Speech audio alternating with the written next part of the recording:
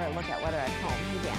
Hey there, Veronica. This is a live look from Carmel today. It looks pretty cloudy, and I suppose it probably feels somewhat cool out there as well, as we're sitting under our marine layer out there tonight. Now, the clouds have filled in around Carmel Bay into Salinas already tonight, back toward Watsonville. We stayed sunny in Santa Cruz for most of the day, but the south and east shores of the bay were stuck in the clouds as our marine layer deepened. That brought the cooler air all the way inland, and we had a big net cool down for all areas. We were much cooler across the board, in some cases 10 to 15 degrees cooler to some of our inland cities.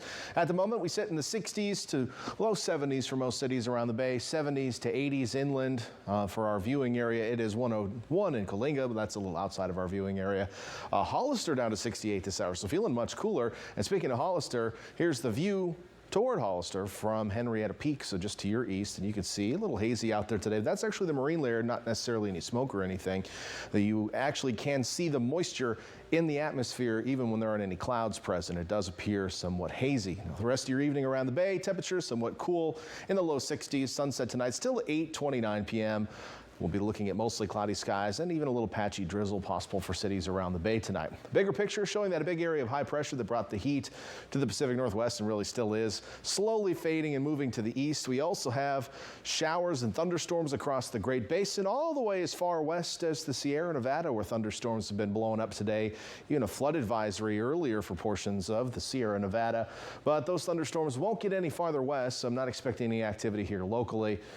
Maybe if you look off to the far west, or east, I should say, you could see the clouds from that. But other than that, pretty calm here, and we're going to enter a pretty calm weather pattern here for the next 7 days.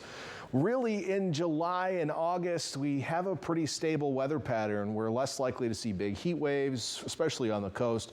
You're more likely to see those in the spring and the fall. Our record high temperatures in July and August for coastal cities actually go down into the 80s and 90s for most locations, whereas, you get to September and all of a sudden all your record highs are in the 100s. So we're into that stable weather pattern. That's going to mean a lot of the same over the next few days. Waking up to widespread low clouds.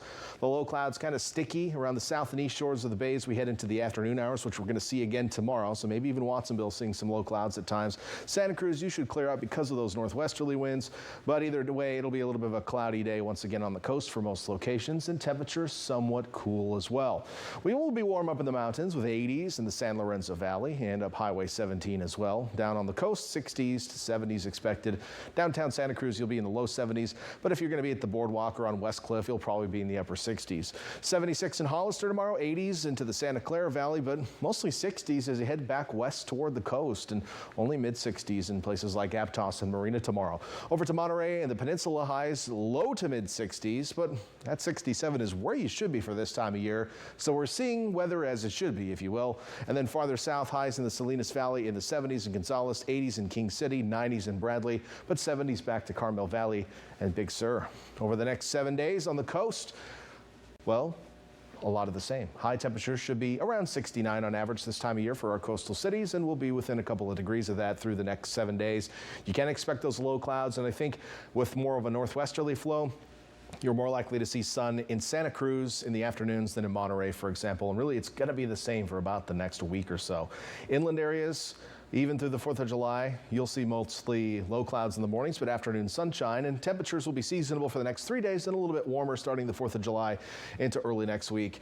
But for the most part, around the Monterey Bay area, if you've ever been here on the 4th of July before, the weather is always kind of the same, and that's really how it's going to be this Sunday as well.